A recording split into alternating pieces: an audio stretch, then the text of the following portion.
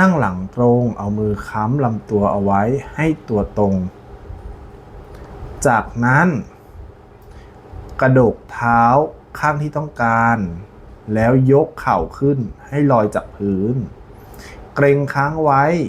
10-15 วินาทีแล้วค่อยๆวางลงช้าๆยกซ้ำ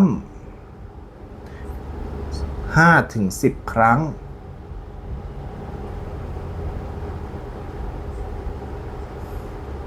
การยกให้ลำตัวตั้งตรงอยู่ตลอดเวลาห้ามเอียงตัวเด็ดขาด